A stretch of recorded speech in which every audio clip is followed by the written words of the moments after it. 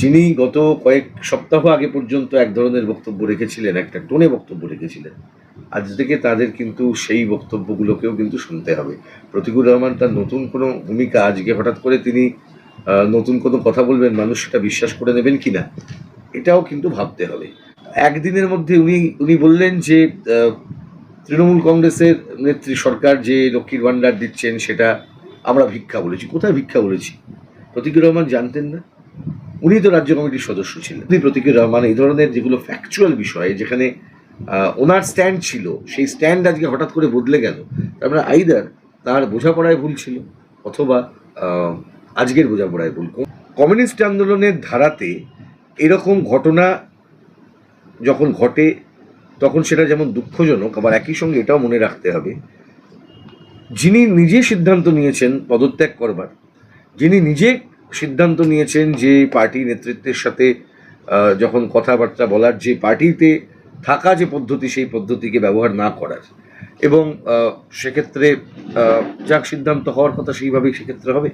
এই সিদ্ধান্তটা তো ব্যক্তির উপরে নির্ভর করে। প্রতীকুর রহমানই হন, আরও যে সমস্ত ব্যক্তিদের নাম আপনি বলতে পারেন যাদেরকে একটা সময় এই আন্দোলনে একদম চরম উচ্চতায় আমরা দেখেছি, সম্মান করেছি, ভালোবেসেছি, সমর্থন দিয়েছি, সেই রকম মানুষ যখন অন্য কোনো দলে যান, অন্য কোনো রাজনীতিতে যান, বিষয়টা দুঃখজনক। এবং একই সঙ্গে সেই দলটার নাম যদি সারা দেশের তথাকথিত অল ইন্ডিয়া তৃণমূল কংগ্রেস বা পশ্চিমবঙ্গের শাসক দল যদি হয়, তাহলে তো সেটা আরও বেশি দুঃখজনক। শুধু নয়, এটা লজ্জার তার কাছে যিনি এই দলের যুক্ত হবেন। একেবারেই রাজ্য রাজনীতি তোলপাড় হয়ে যাচ্ছে প্রতীকুর রহমানকে নিয়ে। সিপিএমেরই লড়াকু নেতা, তিনি তৃণমূলে যাবেন, তৃণমূলে যাচ্ছেন, কি বলবেন?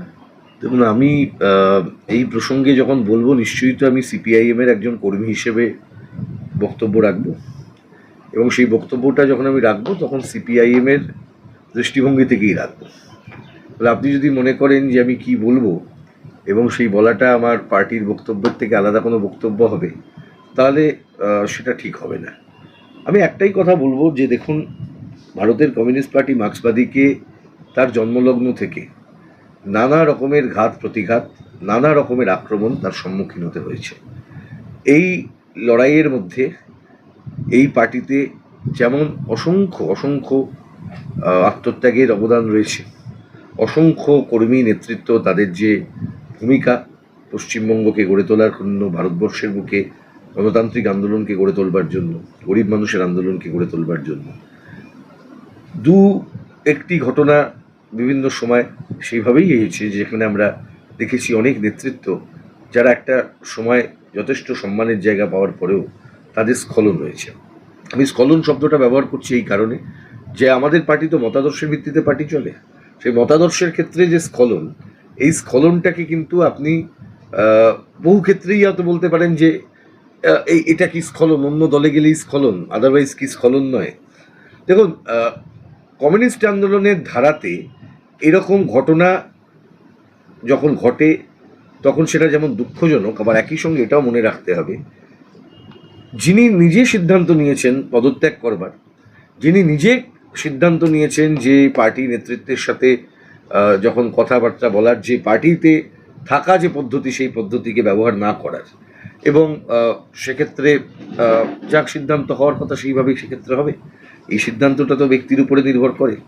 বিভিন্ন ব্যক্তির যখন সমষ্টি করেন তখনই পার্টি তৈরি হয়। পার্টি তৈরি করার ক্ষেত্রে ব্যক্তির একটি ভূমিকা থাকে, কিন্তু সব ভূমিকাটা নিয়েই পার্টির ভূমিকা হিসেবেই দেখা হয়। ফলে প্রতীকুর রহমানই হন, আরও যে সমস্ত ব্যক্তিদের নাম আপনি বলতে পারেন যাদেরকে একটা সময় এই আন্দোলনে একদম চরম উচ্চতায় আমরা দেখেছি, সম্মান করেছি, ভালোবেসেছি, সমর্থন দিয়েছি, সেই রকম মানুষ যখন অন্য কোনো দলে যান, অন্য কোনো রাজনীতিতে যান, বিষয়টা দুঃখজনক। এবং একই সঙ্গে সেই দলটার নাম যদি সারা দেশের তথাকথিত অল ইন্ডিয়া তৃণমূল কংগ্রেস বা পশ্চিমবঙ্গের শাসক দল যদি হয়, তাহলে তো সেটা আরও বেশি দুঃখজনক। শুধু নয়, এটা লজ্জার তার কাছে যিনি এই দলের যুক্ত হবেন। এবং এই শাসক দলের পক্ষেও এটা একটা বিড়ম্বনার যে যিনি গত কয়েক সপ্তাহ আগে পর্যন্ত এক ধরনের বক্তব্য রেখেছিলেন, একটা টোনে বক্তব্য রেখেছিলেন, আজ থেকে তাদের কিন্তু সেই বক্তব্যগুলোকেও কিন্তু শুনতে হবে। প্রতীকুর রহমান তার নতুন কোনো ভূমিকা আজকে হঠাৎ করে তিনি নতুন কোনো কথা বলবেন, মানুষ সেটা বিশ্বাস করে নেবেন কিনা এটাও কিন্তু ভাবতে হবে। মানে তার কথাটা মানুষ শুনবেন, কেন শুনবেন? যিনি কথার কনসিস্টেন্সি থাকে না। আজকে আমি কালকে ওনার কথা শুনছিলাম, শুনতে গিয়ে আমার মনে হয়েছে, দেখুন, একদিনের মধ্যে উনি উনি বললেন যে তৃণমূল কংগ্রেসের নেত্রী সরকার যে লক্ষ্মীর ভাণ্ডার দিচ্ছেন সেটা আমরা ভিক্ষা বলেছি। কোথায় ভিক্ষা বলেছি? প্রতীকুর রহমান জানতেন না? উনি তো রাজ্য কমিটির সদস্য ছিলেন। আমাদের মতন কর্মীরা, আমরা এই রাজ্য কমিটির সদস্যদের যে মিটিং থেকে যে সিদ্ধান্ত হয় সেই সিদ্ধান্ত আমরা দেখেছি। উনি নিজে তো রাজ্য কমিটির সদস্য ছিলেন। কোন জায়গায় ভারতের কমিউনিস্ট পার্টি মার্ক্সবাদী লক্ষ্মীর ভাণ্ডারকে ভিক্ষা বলেছেন? একটা জায়গা দেখাতে পারবেন?